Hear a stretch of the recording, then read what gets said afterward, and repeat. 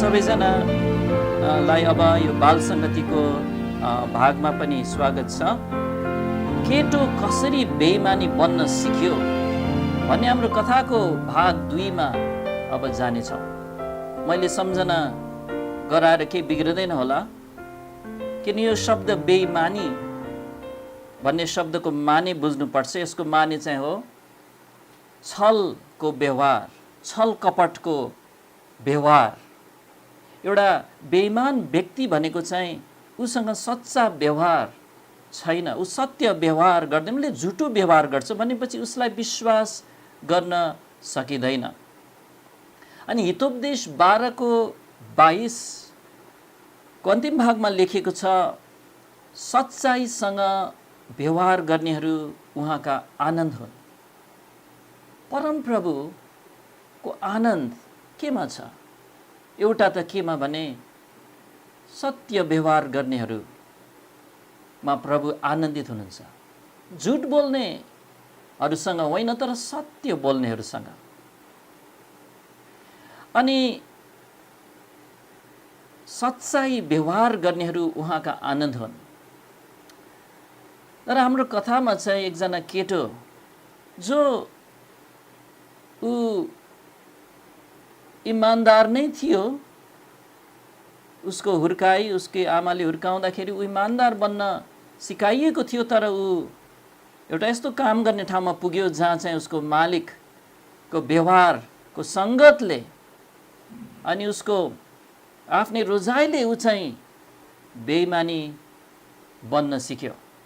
त्यसैले पहिलो कोरिन्थी 15 को 33 मा दिएको चेतावनी जो यो स्क्रिनको पछाडि पनि देख्न सक्नुहुन्छ, धोका नखाओ, खराब सङ्गतहरूले असल चरित्रहरू बिगाड्छन्। पहिलो कोरिन्थी 15 को 33। त्यसैले बुवा आमाहरू हौ, कति होशियार हुनुपर्छ तपाईँको आफ्नो छोरा छोरीहरूलाई, बाबु नानीहरूलाई। उनीहरू कोसित सङ्गत गर्दैछन्, आज कहाँ खेल्न गएछन्, ऊ कोसँग कुरा गर्दैछन्, कसको कुरा सुन्दैछ, के हेर्दैछ, के सुन्दैछ, यी यति महत्त्वपूर्ण कुरा हुन्। किन धोका नखाओ, उसको चरित्र बिग्रिन्छ भन्दैछ। यदि खराब सङ्गतसँग ऊ हिँड्न थाल्यो भने। त्यसैले त गोठाला गर्नलाई, निगरानी राख्नलाई, प्रेमपूर्वक उनीहरूलाई जीवनको मार्गमा डोर्याउन र मृत्युको बाटोबाट जोगाउनका लागि बुवा आमाहरूलाई जिम्मेवारी दिएको छ। अनि हामी यो बाल सङ्गतिमा यी कुराहरू विशेष सम्झना गरिरहेका छौँ। अब अगाडि बढौँ। हाम्रो कथा केटो कसरी बेइमानी बन्न सिक्यो। अब हाम्रो कथाको पहिलो भागमा हामीले 3 जना व्यक्तिहरूलाई देखाएका थियौँ। उत्तम नाम गरेको एक युवक र उसकी गरिब विधवा आमा र तेस्रो चाहिँ उत्तमको व्यापारी मालिक हरिकुमार साउ। उत्तम त्यहाँ काम गर्न थाल्दा ऊ इमान्दार केटो थियो। 18 वर्ष नपुग्दै उत्तमको काम मन पराएर साहुले पद बढाउँदै बढाउँदै उसलाई सबभन्दा जिम्मेवार पदमा राखेको हुन्छ। तर त्यति बेलासम्ममा उसले बेइमानी बन्न सिकिसकेको हुन्छ। कसरी भने उसकै मालिकबाट पैसाको लेनदेनको क्रममा बेला बखत गल्ती त हुने गर्छ, हुँदैन र? हामी पसलमा जाँदाखेरि हामीले पैसा दिन्छौँ, साउजीले कहिलेकाहीँ हामीलाई चाहिँ 5 रुपियाँ बढी देला। अनि त्यस्तो लेनदेनमा गल्ती हुँदाखेरि यहाँ के भएको थियो याद गरौँ त। अर्काले गरेको हिसाबमा गल्ती भेट्टाइँदा आफूलाई फाइदा होस् नहोस् अर्काको पैसा निजलाई नै फिर्ता दिनुपर्छ भन्ने इमान्दारिता हुनुपर्छ। उत्तमको थियो त्यस्तो सुरुमा, ऊ त्यो पसलमा काम गर्न आउँदाखेरि। तर हरिकुमार साहुले के भन्यो, आफ्नो गल्ती आफै सच्याउनु, उनीहरूले अर्काको हिसाब किताब हेरिदिने काम हाम्रो हो र भनेर उत्तमलाई बेइमानी बन्न सिकाएको थियो। अझै एकपटक उत्तमले उसलाई बैंकले गल्ती गरेर बढी आएको कति रुपियाँ 15,000 रुपियाँ फिर्ता दिएको कुरा सुनेर हरिकुमार साहुले उसलाई मूर्ख भनेर गाली गरेको थियो। जवान उत्तमको कलिलो हृदयमा यी कुराको गहिरो छाप पर्न गएको थियो। उसको विवेकले साहुको व्यवहार गलत छ भनिरहेको थियो, तर सायद व्यापारमा यस्तो गर्नु ठिकै हो कि भनेर उसले आफ्नो हृदयमा यो खराब कुरालाई ठाउँ दिन थाल्यो। कति खतरा छ, हाम्रो विवेकको विरुद्धमा हामीले कहिले केही गर्नु हुँदैन, अलिकति पनि ठाउँ दिनुहुन्न। यसको कारण नै हो पछिबाट के भयो, उसले तलब थाप्दा बढी आएको 50 रुपियाँ फिर्ता दिनुपर्छ भनेर थाहा भएर पनि उसले फिर्ता नदिइकन आफ्नै इच्छा अनुसार खर्च गर्यो। त्यो दिनदेखि ऊ बेइमानी काम गर्न थाल्यो। झन्झन झन्झन झन्झन ऊ धूर्त र छली बन्न थाल्यो। मालिकको पैसालाई चाल नपाउने गरिकन हिनामिना गर्न थाल्यो। ऊ यसरी पसलमा 2 वर्षभन्दा बढी काम गरिरह्यो। साउलाई अत्तो भएन। किनभने उसलाई एकदमै विश्वास गर्थ्यो। अनि उत्तम एकदम चलाकी साथ चाल नपाओस् भनेर उसले ढाकछोप गरिरहेको थियो उसको 2 नम्बर कामहरू, बदमाशी कामहरू। तर एक दिन मालिकको मनमा शङ्का उब्जाउने कुरा आयो। के आयो? एउटा चिठी आयो कताबाट हुकुन्नी। अनि त्यो चिठीमा के थियो? त्यहाँ उत्तमको बारेमा चाहिँ केही कुराहरू लेखिएको थियो।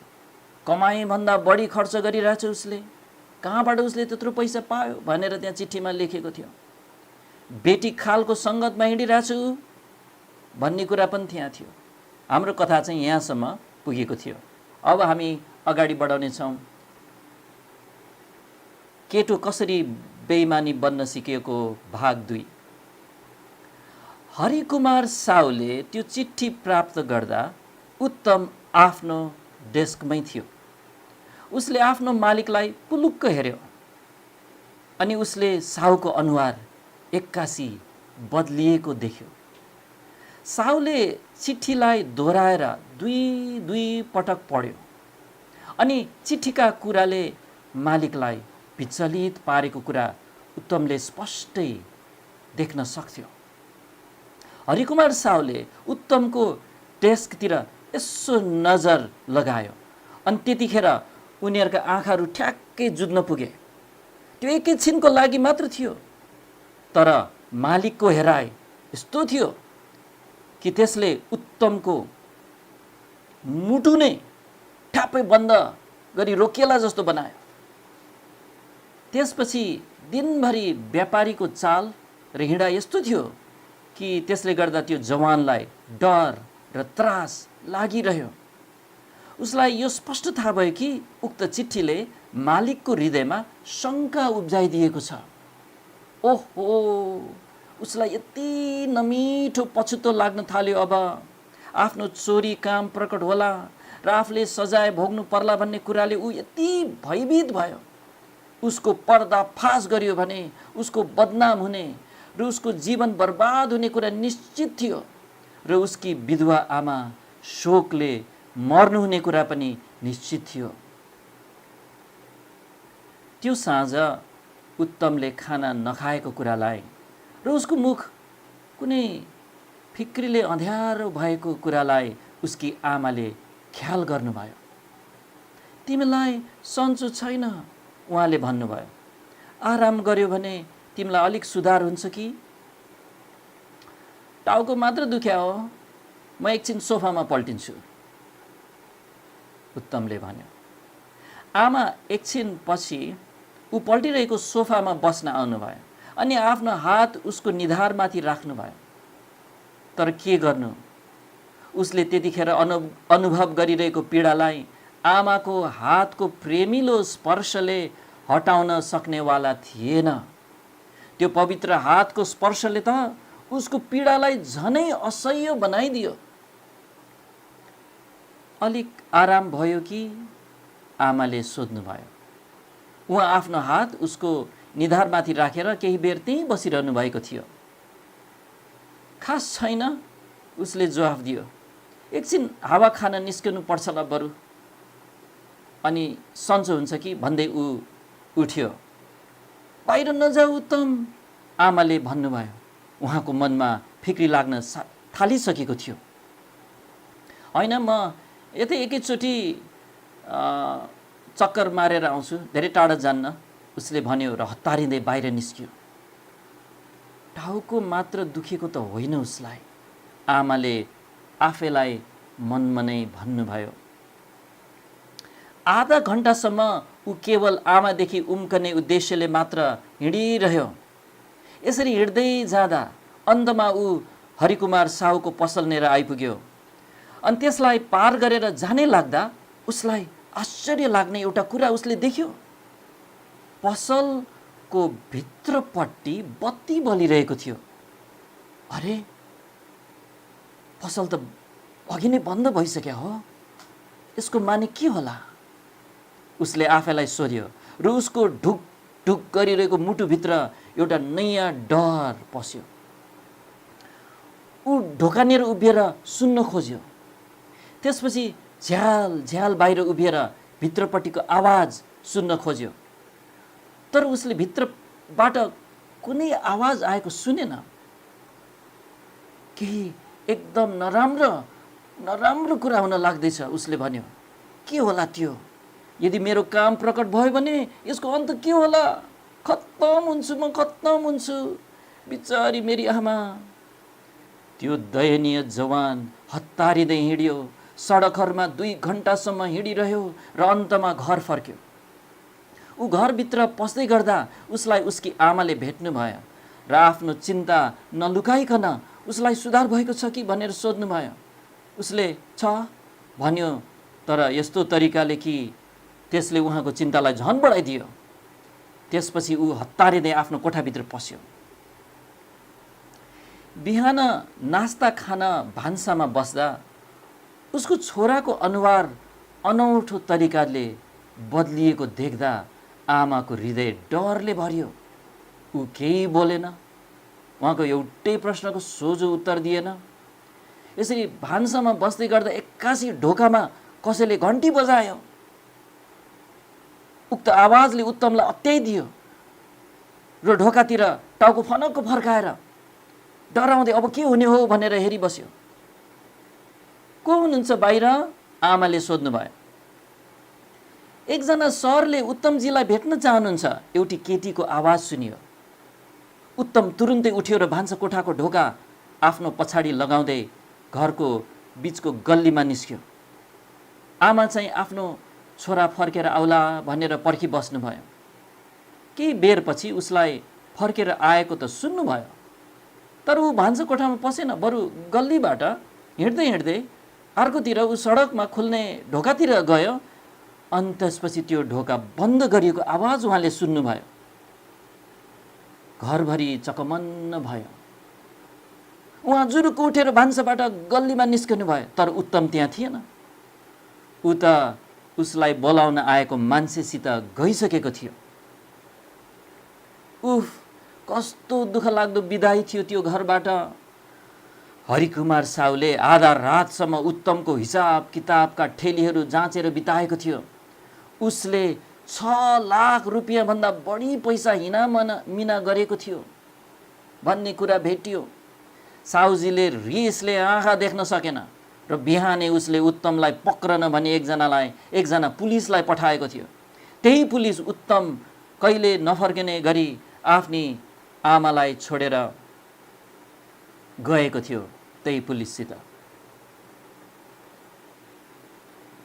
यो बदमास जवान उसैले खनेको खाल्डामा ऊ बस्न जाओस्। अब रिसले चुर हुँदै हरिकुमार साहु जङ्गियो अनि उसले पुरा पर्दाफास गरेर देखायो।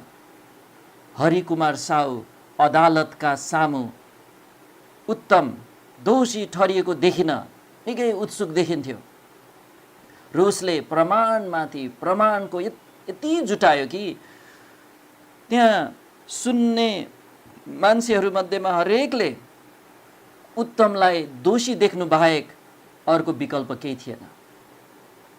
बिचारी आमा पनि त्यो अड्डा अदालतमा उपस्थित हुनुहुन्थ्यो अनि आफ्नो छोराको दोषका प्रमाणहरू सुनाइदा उहाँ आफूलाई थाम्नै नसक्ने गरी रुनुभयो।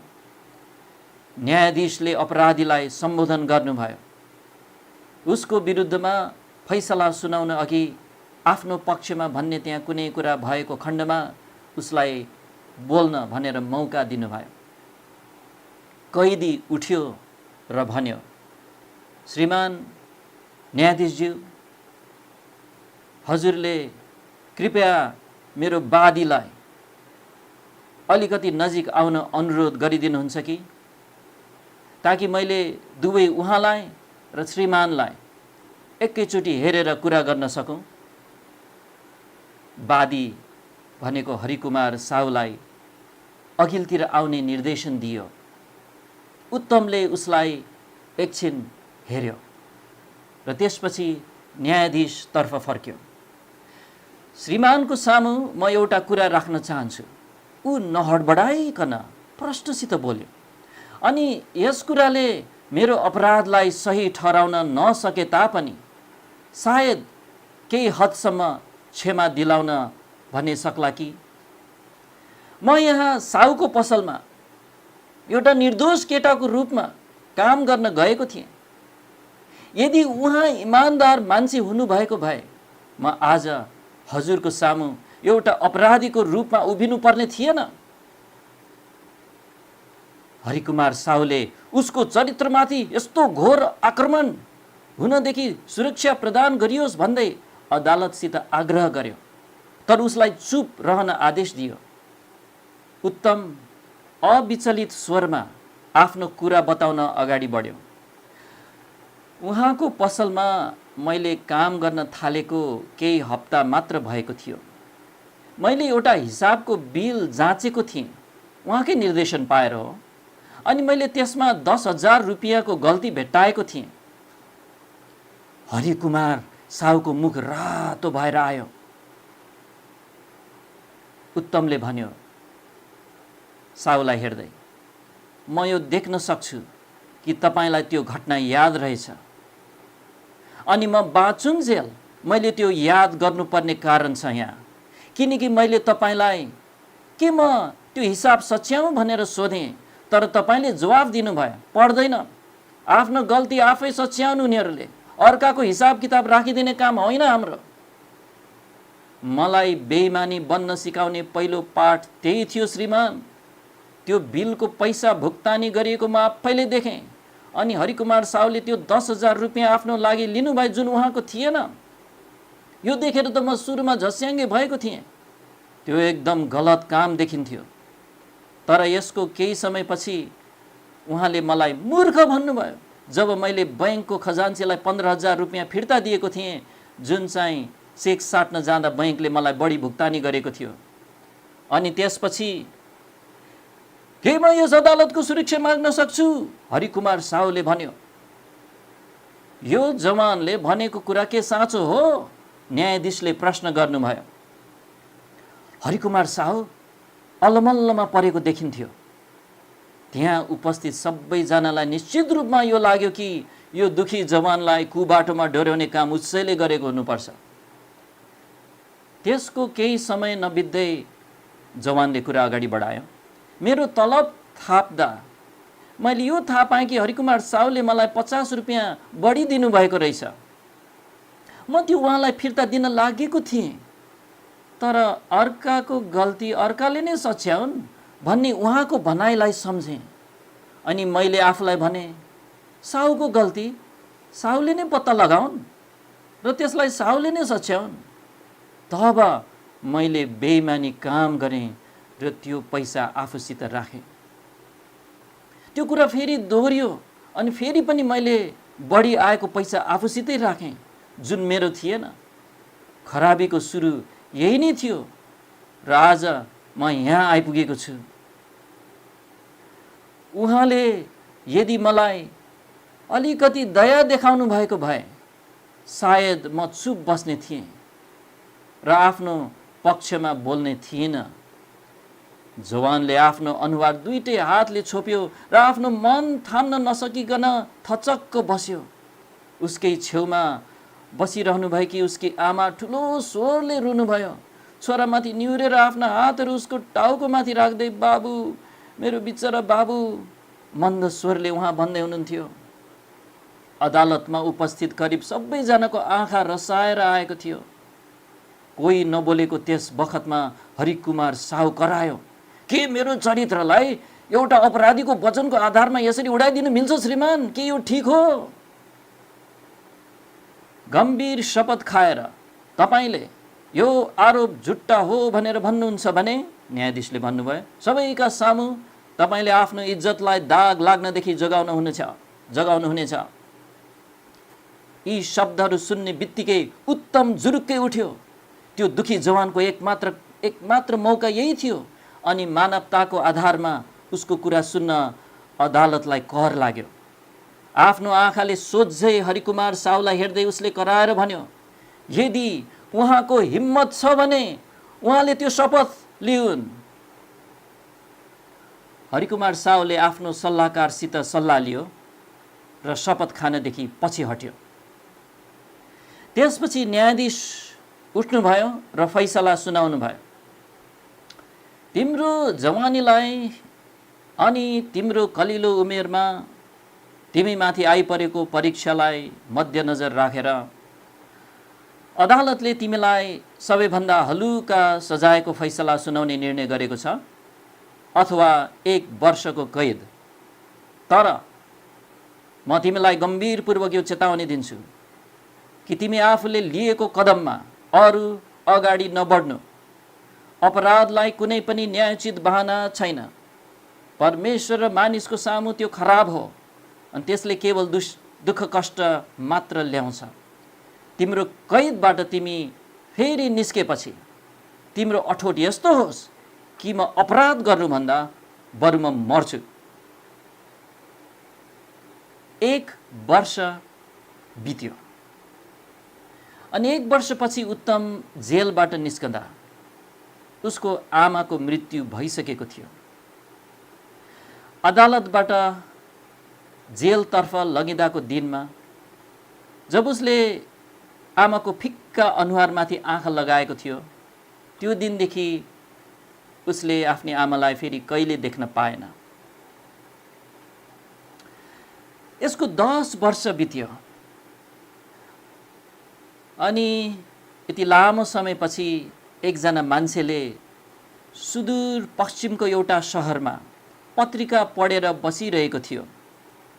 उसको अनुहार शान्त र गम्भीर देखिन्थ्यो, मानव यस्तो कि उसले धेरै दुःख कष्ट र परीक्षाहरूको अनुभव गरेको छ। बल्ल पक्राउ पर्यो न्यायको घेराभित्र। भावनाले चुलिँदै उसले आफैलाई भन्यो, ऋण तिर्न नसकेको अभियोगमा सेन्ट्रल जेलमा चलानी गरिएको हरिकुमार साहु। यो रह्यो मेरो कलिलो उमेरमा मलाई खराबी गर्न सुरुका पाठहरू सिकाउने व्यक्तिको हालत। तर परमेश्वरलाई धन्यवाद होस्, उसले भन्यो, मलाई यति धेरै वर्ष अगाडि मलाई भनिएका न्यायाधीशका शब्दहरूको लागि जो मैले सम्झन सकेको छु परमेश्वरको सहायताले। कैदबाट तिमी फेरि निस्केपछि तिम्रो अठोट यस्तो होस् कि अपराध गर्नुभन्दा बरु म मर्छु। अनि यी शब्दहरूलाई मैले आफ्नो मनमा लिइराख्न सकेँ जब अपराध गर्नु बाहेक मेरो अर्को विकल्प नभएको जस्तो मलाई लाग्थ्यो। अनि परमेश्वरको सहायताले सधैँ म यी शब्दहरूलाई मनमा लिइराख्ने नै छु। कथाको अन्त यही हुन्छ। यो कथाबाट हामीले सिकेका कुराहरू ज्यादै महत्त्वपूर्ण छन्।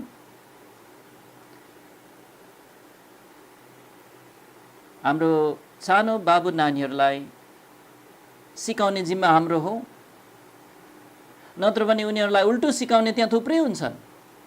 स्कुलमा हुन्छन्, हुँदैनन् र अवश्य हुन्छन्। अनि हप्ताको 1 दिनको बाल सङ्गतिले उनीहरूले सुनेको कुरालाई हप्ताभरि सिकेको संसारको कुराहरूले त्यसलाई उडाइदिन्छ।